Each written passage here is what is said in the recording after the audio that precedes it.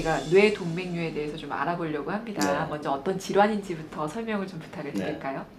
뇌동맥류는 뇌혈관 중에 뇌동맥의 혈관 특정 부위가 혈역학적 스트레스를 받아서 부풀어 오르는 질환을 말합니다. 흔히 이제 뇌동맥류를 꽈리라고도 표현은 하는데 그 꽈리가 더 부풀다가 어느 임계점에 이르면 터지게 되는 거죠. 뇌동맥류가 파열이 되면 뇌지주막하 출혈이 되고 결국 뇌출혈이 돼서 아주 위험한 사망을 한다거나 또는 후유증을 남긴다거나 그런 질환이 되겠습니다. 그러면 뇌동맥류를 촉발하는 위험 인자가 뭐 따로 있습니까? 그렇죠. 일반적으로는 이제 나이가 드시거나 또는 고혈압, 흡연이라든가 또는 유전적인 인자 또는 여성이라든가 그리고 뇌졸중의 과거력 그런 부분들이 뇌동맥류의 위험 인자라고 할 수 있겠습니다. 그러면 뇌동맥류로 인해서 나타날 수 있는 증상은 어떤 것들이 있습니까? 그렇죠. 뇌동맥류는 일반적으로 대부분은 증상이 나타날 때는 이미 늦은 상태이긴 한데 갑자기 터질 듯한 두통, 마치 번개치듯이 머리에 폭탄 하나 빵 터지듯이 이렇게 갑자기 터질 듯한 두통을 동반하는 질환입니다. 근데 그 증상이 동반이 되면 사실 동맥류가 파열이 된 거기 때문에 또는 파열되려고 하는 경고 사인이기 때문에 아주 위험한 사인이죠. 그래서 그런 증상이 있을 때 무조건 응급실로 오셔야 됩니다.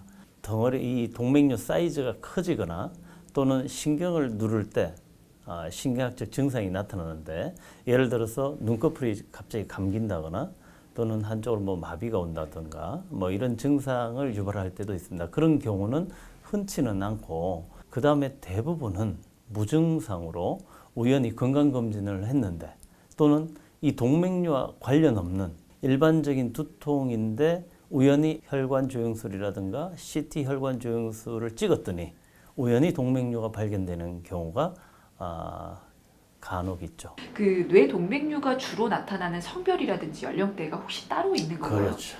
이 뇌동맥류는 후천적인 뇌혈관 질환입니다. 그래서 나이가 드시면서 생기는데 특히나 30대 이전에 비해서 30대는 한 3, 4배, 그 다음에 40대 4, 5배, 그 다음에 50대부터는 10배 이상, 그래서 30대 이전에 비해서 급격히 증가합니다. 결국은 이 뇌동맥류는 혈역학적인 스트레스를 계속 받다 보니까 특정 부위, 특히나 가지를 뻗거나 또는 혈역학적으로 스트레스를 많이 받는 그런 부위가 볼록해지는 겁니다. 우리가 일반적으로 풍선을 바람을 불지 않으면 그냥 그대로의 형태가 있는데 지속적으로 바람을 계속 불면 커지죠. 커지다가 어느 특정 부위가 약해지면 터지잖아요. 같은 원리입니다. 그 다음에 여자분들이 한 1.4배 정도 약간 더 높고요. 흡연을 하는 경우도 더 잘 자라고 더 잘 터지고 그 다음에 뇌졸중의 과거력이 있는 분들 그런 분들도 더 잘 생기고 그 다음에 뇌혈관 질환의 가족력이 있는 분들 이런 분들도 더 잘 생기게 됩니다. 그러면 뇌동맥류를 진단할 때는 어떤 검사들이 좀 이루어집니까? 그렇죠. CT 혈관 조영술이라든가 MR 혈관 조영술을 찍어보면 이거는 이제 그냥 단순히 MRI라든가 단순 CT 컴퓨터 단층 촬영하고는 다릅니다. 거기에 조영제를 쏘거나 뇌혈관 조영술이라고 해서 혈관을 특별히 보는 그런 영상 기법이 있습니다. 그걸 반드시 촬영을 해야만 혈관의 모양, 굵은 뇌동맥의 혈관의 모양을 보고 거기에서 특정 부위가 잘 호발되는 부위가 있는데 거기서 동맥류가 발견이 되는 거죠. 일반적으로 무증상일 때는 그렇게 발견이 되는 거고요. 아까 말씀드린 대로 증상이 있을 때 예를 들어서 갑자기 막 깨질 듯한 두통, 파열성 두통이 있을 때는 아주 위험한 사인이기 때문에 그때는 무조건 응급실에 오거나 또는 신경외과 전문의를 만나서 일반적으로 CT를 찍거든요. 그럴 때는.